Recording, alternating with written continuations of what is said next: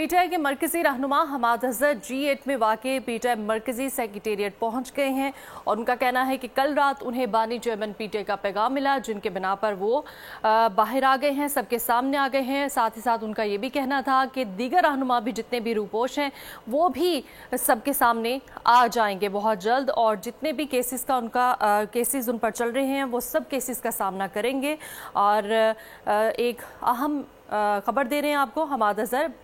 P T I رہنما اس وقت منظر عام پر آ چکے ہیں اور انہوں نے ایک پریس کانفرنس کی ہے اور ان کا کہنا ہے کہ وہ جتنے بھی ان پر کیسز ہیں وہ ان سب کا سامنا کریں گے۔ مزید ان کا کیا کہنا تھا آئیے آپ کو سنواتے ہیں۔ حماد بھائی اب تو ماسک بھی اتار دیا، اب کوئی ہمیں بتائیے، آج بڑے عرصے بعد آپ سے ملاقات ہو رہی ہے۔ دیکھیں جب بات یہ جبر تک آ جائے اور اس طرح نیچے بھائی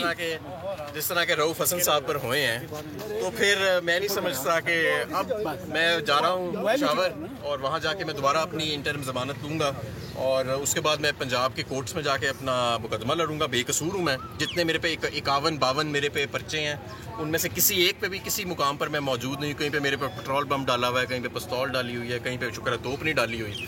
تو یہ جو انہوں نے مذاق بنایا ہوا ہے، یہ مذاق اب ختم ہونا پڑے گا۔ دنیا ہم پہ ہنس رہی ہے، غربت کی لکیر سے کروڑوں لوگ نیچے چلے گئے ہیں، ملک میں نہ آئین ہے، نہ قانون ہے، نہ انسانی حقوق ہے، جگہ جگہ ٹی وی چینلوں پہ سوٹ پہنا کے ٹاؤٹوں کو بٹھایا ہوا ہے۔ اب پارلیمان میں بھی آدھی پارلیمان آپ کی جعلی ہے، فارم 47 پر ہے، تو کہنے کو ملک چل رہا ہے، تو ایسے تو نہیں ملک چلتا۔ اب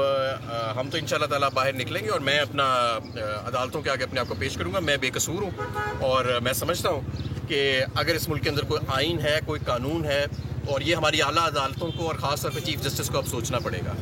کہ ان کی بھی ریٹائرمنٹ میں دن کم رہ گئے ہیں، وہ کیا لیگیسی پیچھے چھوڑ کے جانا چاہتے ہیں۔ وہ ایک ایسے فسطائیت کے قانون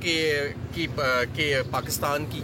ایسے پاکستان کی جہاں پر آدھی پارلیمنٹ جعلی بیٹھی ہے، ایسے پاکستان کی جہاں پر شریف لوگوں پر دن دہاڑے حملے کیے جاتے ہیں، ایسی جگہوں کے اوپر یہ آپ اپنی لیگیسی چھوڑنا چاہتے ہیں، یا آپ ایک ایسے پاکستان کی جو نیا پاکستان ہے جہاں پہ یوتھ تمنا کر رہی ہے۔ سبسکرائب کریں اور بیل دبائیں تاکہ کوئی خبر رہ نہ جائے۔